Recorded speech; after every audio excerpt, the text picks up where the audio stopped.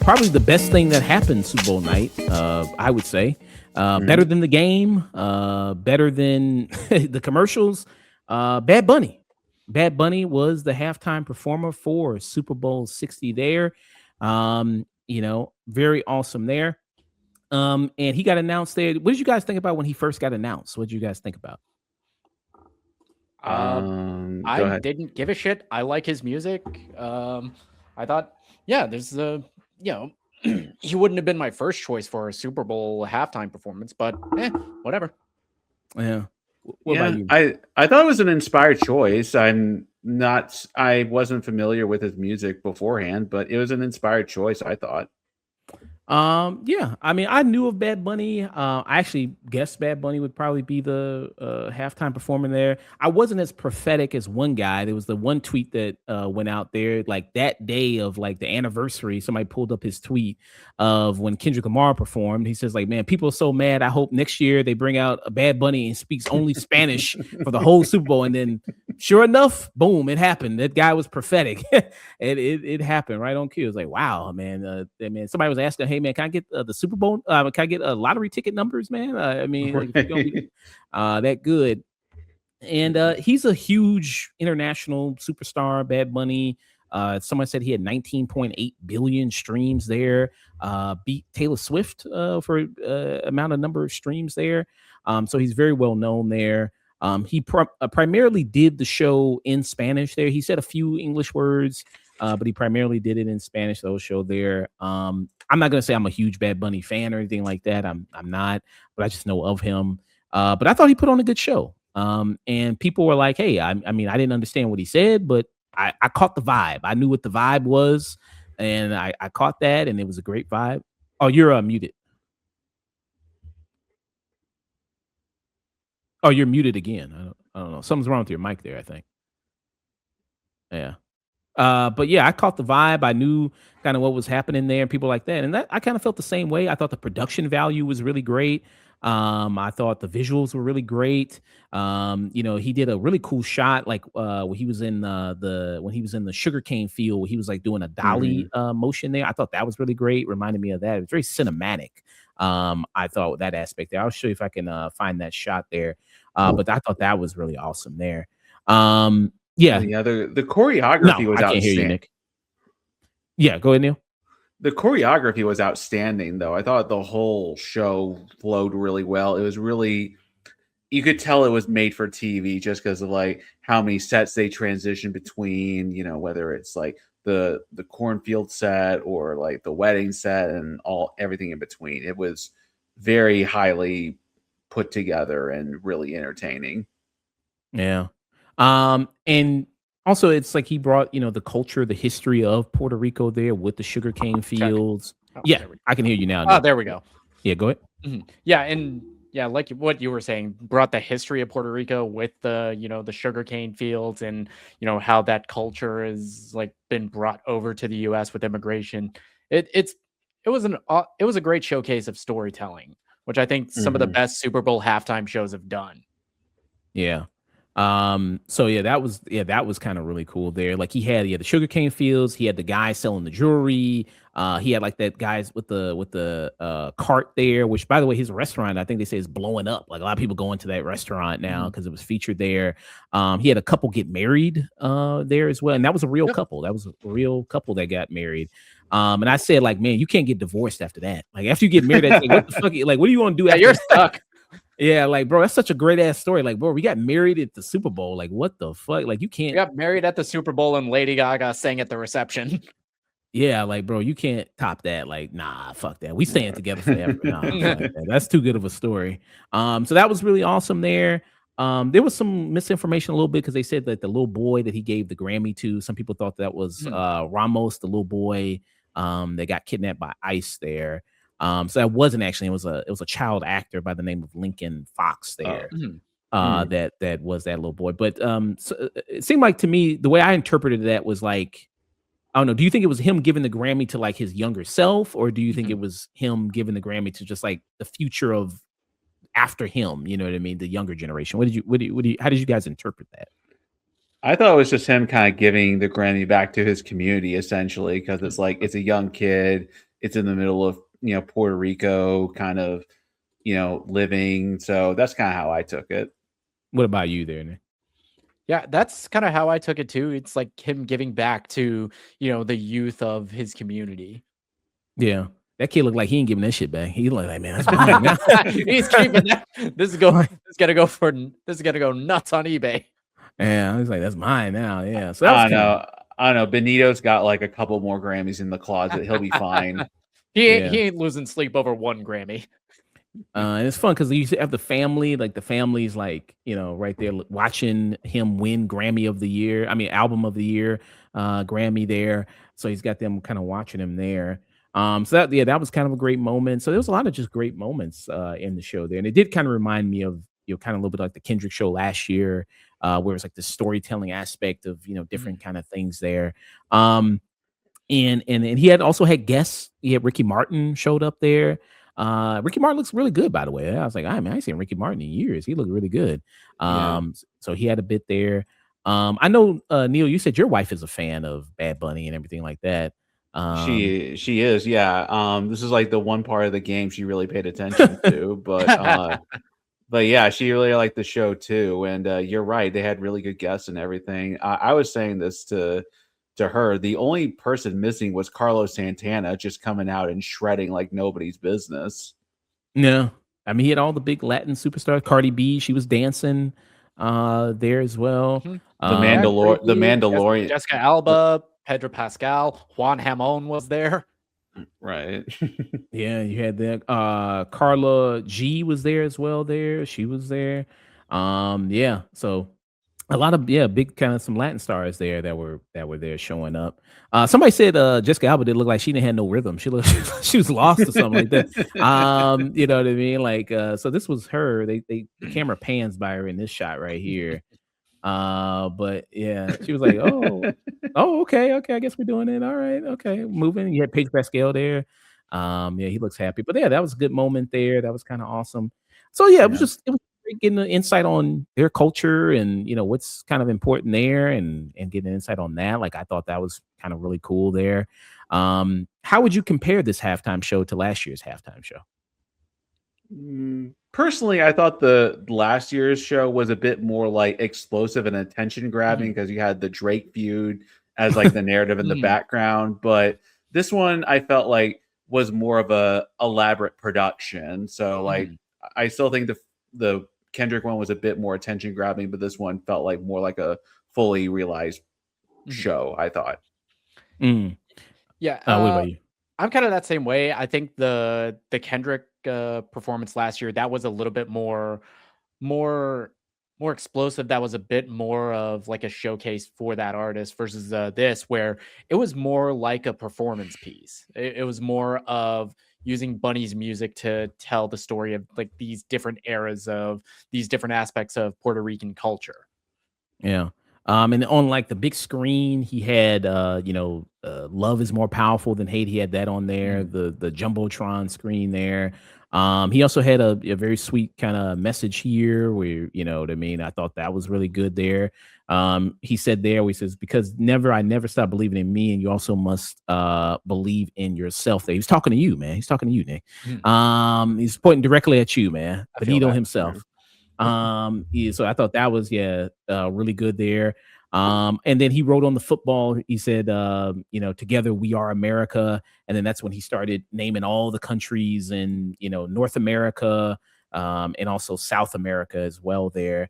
Some people are watching going like, wait, that's a country? What the fuck? I didn't know that. That's a part of America. So yeah, that was kind of a great moment. I thought, what were some of your favorite moments from the performance itself? Do you guys have any moments particularly for you that really stood out as one of your favorites part of the performance there? I thought the bit towards the end with like him spiking the football was really good. I thought it was a really good explanation point to the whole performance. But I just thought the transition between like him going into the cornfield to like the wedding and then back to the power lines. I just thought that was really interesting and intricate to look at. What about you there, Nick? Yeah, I think it's early in the performance. It's like where he's dancing on the roof of that little hacienda, and then he like falls in the middle of the living room. I thought that was a very cool section of the performance. Yeah. I recognize Gasoline. I was like, oh, that's Gasolina. So I think I recognize that. So that was like one of the only songs I recognize. I was like, oh, I know that one. Yeah, I think Daddy Yankee produces some of Bunny's music. Oh, okay, gotcha. Okay. But yeah, so it's tough for me to compare last year and this year because I'm like, well, I knew a lot of what Kendrick was doing. I knew a lot of the songs. I was like, oh, he's playing this song, he's playing that song. I'm much more intimate with Kendrick's discography than I am Bad Bunny's. Yeah, so I'm more well versed in that. So it's kind of like, oh, okay, this is what he's doing. So yeah, so it's tough for me to compare it, but I still loved a lot what Bad Bunny did. Let me pull up the rating. Now, there was reports at first that he had broke the record for highest Super Bowl rating there for a halftime performance. But they calculated the numbers again, and it turns out so he's the fourth highest one. Kendrick is still top. So being a hater is still more powerful than is being a lover there. Say Drake indeed, I guess. Yeah, so that's still kind of more powerful there. But but not to diminish what Bad Bunny did there. He still did really, really amazing stuff there. So let me show this one here. So this is what so right here. So Kendrick here had 133.5 million. Below him is Michael Jackson, 133.4 million. Usher with 129.3 million. Bad Bunny is number 4 with 128.2 million, and Rihanna is with 121 million. So you have that. So still very impressive, still very awesome there for Bad Bunny, what he did there. Very, very cool. But not everybody loved it, man. Not everybody appreciated not everybody appreciated it. In fact, you had a whole website put on their own halftime show. The TPUSA, they had their own halftime show. I'm gonna show some clips from that halftime show there. Please, because I have not subjected myself to this, so please. It is like, you remember that Bo Burnham joke about country songs and how they're written today? It's basically an hour and a half of that. There's one especially that people were really clowning hard that I think you'll get a kick of there. But let's start with the most kind of unhinged reactions that we had from people reacting to the Bonito Bowl, as people are calling it here. Megyn Kelly. I got Megyn Kelly. I can do Megyn Kelly ones first there. Let's go with her. So she was getting interviewed by Piers Morgan here. There, and this is what Megyn Kelly had to say about good old Bad Bunny at the halftime show. Oh, let me make sure I turn on the audio here. You got to hear all this racism. Yeah, you got to hear this shit. Yeah. The whole show in Spanish is a middle finger to the rest. Oh man. I thought. Yeah, here we go. Here, all right. Skip over this real quick and then get to it right here.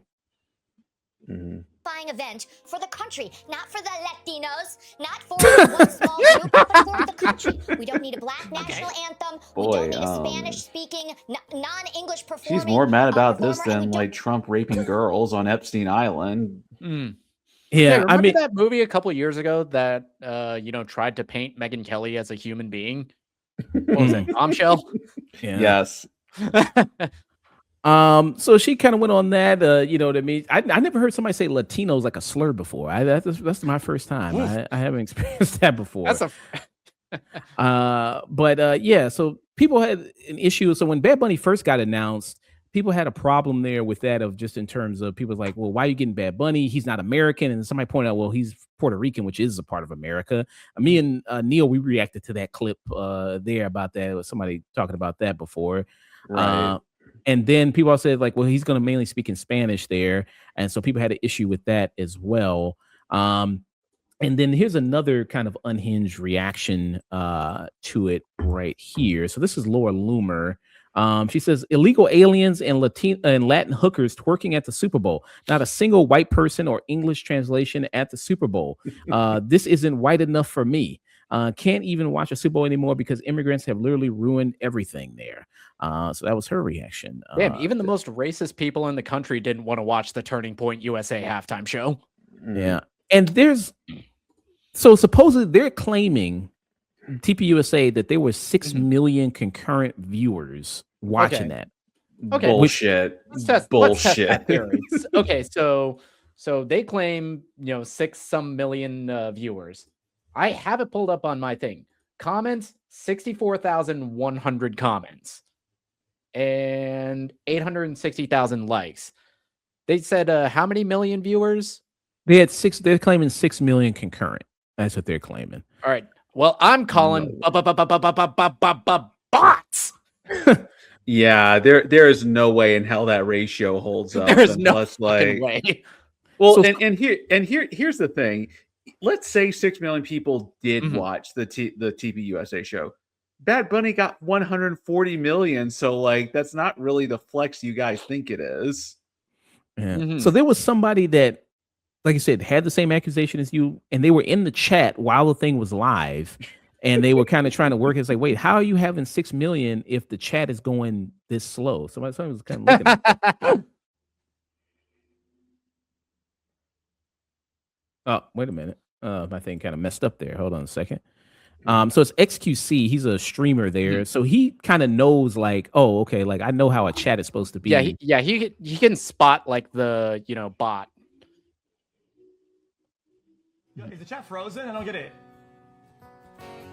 Live chat. It's not loading it. Yeah, this is not 6 million people in chat. There ain't no fucking way. Yeah, even like for like you people, look at the left-hand side, which is just XQC stream, and the right, which is the TPUSA one. He typed hello in there. But it's just like there's no, and like you're talking about 6 million concurrent viewers, like, and then somebody pulled up the numbers of like the highest YouTube concurrent viewership. That's like stuff like the World Cup. The World Cup gets 6 million people. You're telling me TPUSA is gonna get the same numbers as the World Cup?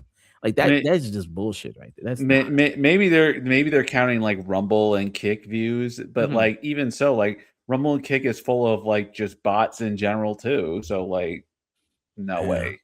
And then they tried to stream on Twitter, but then they couldn't do it because of licensing rights. So they couldn't even do that. But it was on all these other various like Kick and like you said Rumble and one of the news networks like OAN News or something. Like they tried to stream on there too.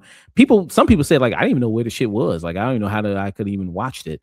And the only reason they did it was because in response to Bad Bunny, because people were mad and they were mad about, so they had to create a safe space for them to feel comfortable. The people that are, so crying about, liberals and their, safe spaces. Yeah.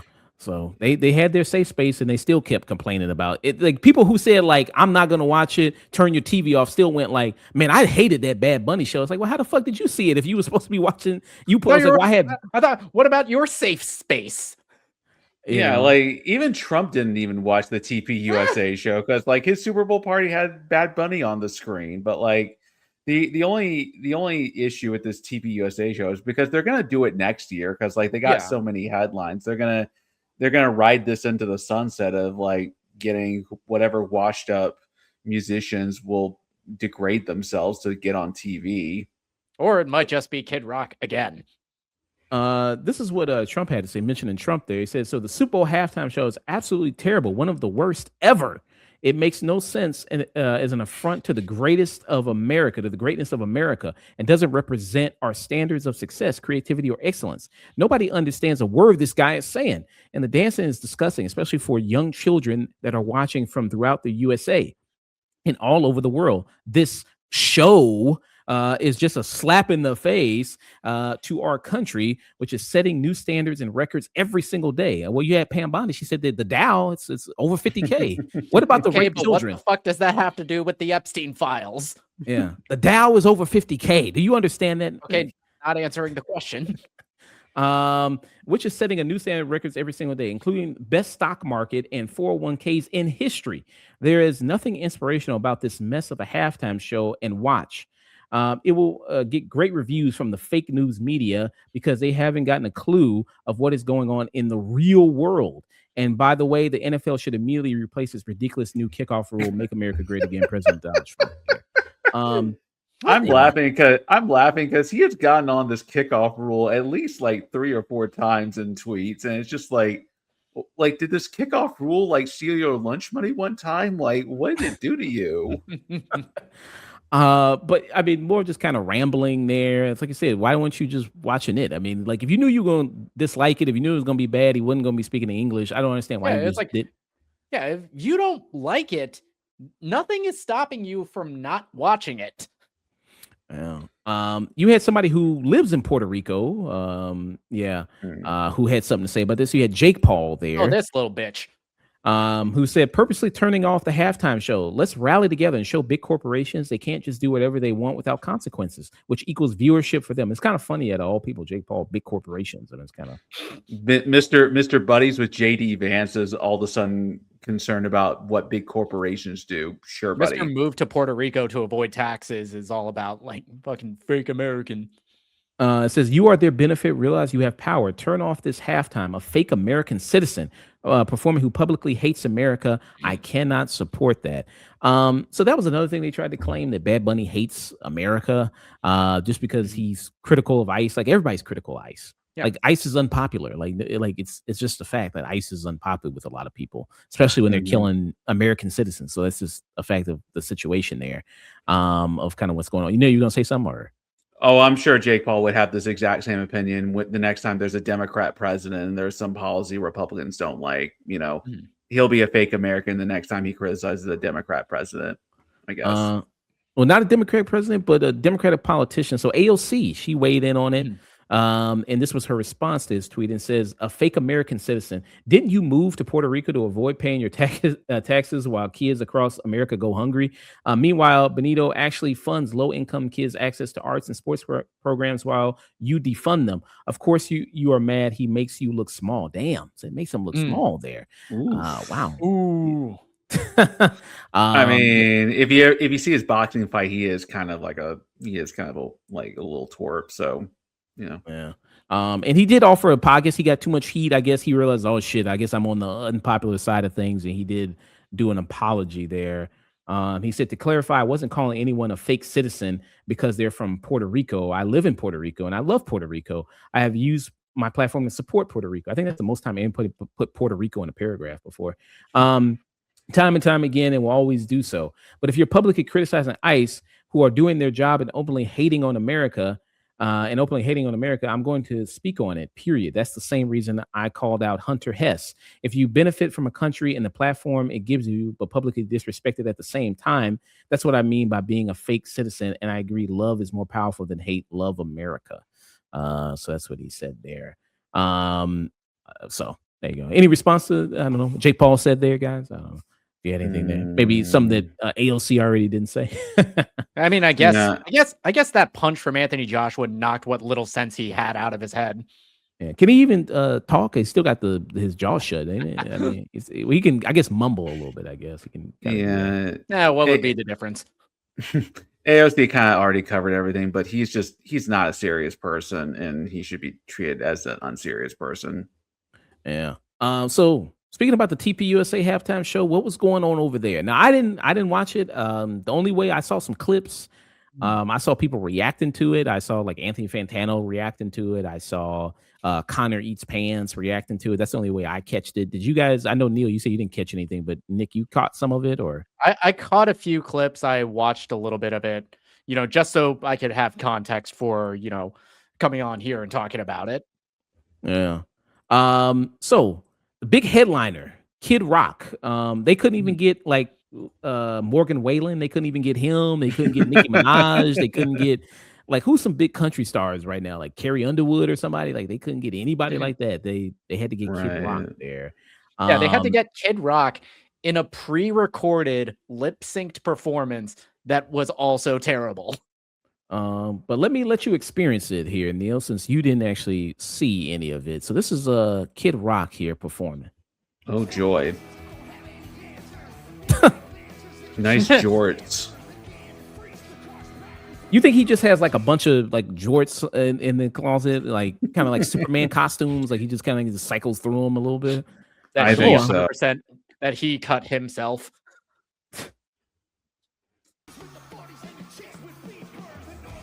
And then I don't know if this is true or not, but there's a rumor that these were 200 plus people were paid actors. Like they just had them paid to show up at a soundstage in Atlanta to come and kind of do this. I fully believe it. Yeah, I also love like, you know, how risque Bad Bunny songs are, but like Kid Rock, aren't you singing about how beautiful 15-year-old girls are in this song, or am I misremembering? I think those it's a different things? song. Yeah. He did. Well, he's only got like the one big song, and then he did like a cover of another song. Right. So he didn't have much. He stole Warren Zevon's beat from Werewolves of London to make another song. So he didn't have really much of a playlist kind of going on there. And then this was the one that everybody was roasting here. Oh yeah, I know exactly the one you're talking about. So keep in mind everything I've said. Keep in mind that Bo Burnham bit about like modern country while you listen to this. So here we go. I just want to catch my fish, drive my truck, drink my beer. Man. You're laughing. The woke left is keeping this man from catching his fish, and you're laughing. He's singing about a fucking to-do list. He's got a to-do list, bro. He's talking about cutting grass and getting beer and fishing. Like, bro, he's just trying to remember wear what boots. Motherfucker, you're wearing boots on stage. Nobody is stopping you from doing that.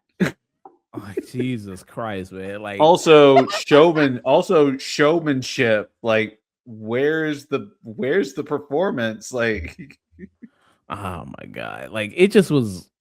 I mean, listen. I mean, if you liked it, you liked it. If you liked the TPUSA show, that was your thing. You liked it. That's fine. Whatever. But yeah, I mean, come on, man. Like, you really comparing the production of that to the production of what Bad Bunny did and saying that was really better. I mean. Okay, sure. Bad Bunny on a football field rushing more than the Patriots did the entire game with an army of Latinas throwing ass on the field, and you picked the TPUSA show over that. That says more about you than it does Bad Bunny. But wait a minute. The guy sang about catching fish and wearing boots, so you know, and cutting grass. He want to cut his grass, man. Why won't you let him cut his grass? Man? These woke leftists are keeping this man from cutting his grass. Like, people say, like, oh my God, you people got no real problems. You talking about not cutting grass. Like, holy crap. Like, what the fuck are we doing here? Yeah, like, I mean, if you really love, I mean, you must be very easily impressed. Like, all you gotta do is just say some typical buzzwords. Yeah, it's literally the fucking Bo Burnham joke about country music. It was like, you just gotta do, rural noun, simple adjective. Except this time they just took out the adjective. Remember when Dolly Parton and Willie Nelson wrote songs? Shit. Dolly Parton, Willie Nelson, Chris Christopherson, who not only wrote his own music, but 2 all-timer Johnny Cash songs. Garth Brooks as well. Yeah, you couldn't. I mean, I don't know who any of these people are on the TPUSA lineup. I don't know. Maybe they are big. I think somebody said like one of there was a female singer. I think they said that she was like on the American Idol. She was like on 6th place or something like that, or something like that. Yeah, she's on like the new era of American Idol, so an extra layer of who. Yeah, so you had a guy named Spencer Wasdrop. He did the Star Spangled Banner on the electric guitar. Brantley Gilbert, who did some, I don't know who. Yeah, who was the guy that we were just laughing at? The guy who is just trying to catch his fish. Then you had Gabby Barrett. Okay. Lee Bryce, Kid Rock, and then you had people who played cello and violin, Antonio and Allison Marin, who people said that, I don't know, it seemed like they were faking it. I don't know. It was like they were just moving it, like the shit didn't match the actual notes that they were playing. I saw somebody say that. I don't know if that's true or not, but you had that kind of going on. So yeah, I don't know. How would you rate that? How would you do that? I would rate it, but I had to go get milk from the grocery store when it was going on. So Yeah. out of 5. I'd rate it, but I got to go to 7-Eleven for a pack of smokes. Wow. So yeah. TPUSA, Bad Bunny halftime show there. Who do you want to do the halftime show next? There, not the TPUSA one, but the Super Bowl one. The proper. So we got the world's biggest rapper. We got the world's biggest, Latin American music star. We need the biggest K-pop star in the world for the next one. So like, get Twice or the K-pop Demon Hunters. Okay, so you're going K, but you think it's a K-pop time? Yes. All right. What about you, Nick? I wouldn't mind a K-pop halftime show, but if they want to keep it American, I guess. Trying to think what band hasn't like done a reunion tour in a while. I don't know. Kid Nugent, Kid Rock, man, team them up, man. Get them in there, and do it.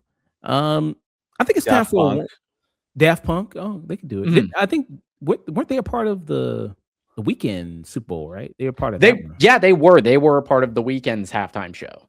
Right. Yeah, they were part of that one. So I don't know. Maybe they could do. I mean, they could have a set where they bring out all the people they've collabed with. They could do something like that. They could do that. I'm guessing it's gonna be a woman because they've had 3 male performances back to back to back. They had Bad Bunny, Kendrick, and Usher. We haven't had a woman since Rihanna, so I'm thinking it's got to be another woman again. Okay, if it's gonna be another woman, maybe Lady Gaga. Yeah, but she already did it, right? She did it already, right? Yeah. Taylor's solo, I think. I thought she did a 1-year solo. I could be mistaken. I thought Taylor Swift would be a bit too obvious and too on the nose with the NFL, so probably not her.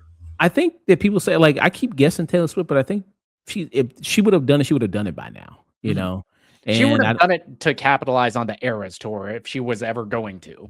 Yeah, I think she's rejected it. I don't think she's gonna do it. I'm guessing. I think it's like I said, K-pop bands have had to be a big one. I think the biggest female K-pop band is probably Blackpink. If you had to do it, it'd probably be Blackpink maybe there. If you are if they actually released any music. Yeah, when's the last time they released music? 2023. Oh, 2023. Oh, okay. Well, they're waiting for some black people to come up with some new stuff so they can, do it, real quick. You ain't wrong. So I'm guessing. So I guess Doja Cat last time. I'm gonna guess her again. SZA. I'm gonna guess SZA. Blackpink. I guess them. New Jeans twice. Doechii maybe Doechii. Maybe Megan Thee Stallion would be some of my other guesses there. Maybe them. So that would be my personal guesses there for what they do there. Maybe like Dua Lipa or Billie Eilish maybe. Oh, Billie Eilish wouldn't be a bad guess. Billie Eilish might do it there, or Sabrina Carpenter. I mean, Billie Eilish got James Cameron to direct her concert movie. I imagine the Super Bowl would just kind of be a lateral move at that point. Yeah, so those are some of my guesses. Yeah, I got to talk to that dude who made that tweet. It's like, man, please tell us, dude. Can he get it? It'd be funny if he can get it right a second time. Like, can he do it a second time? But yeah, that's kind of some of my guesses. I think we got going on there. But yeah, awesome Super Bowl, man. Bad Bunny was the best thing about it, man. Shout out to him. Yeah.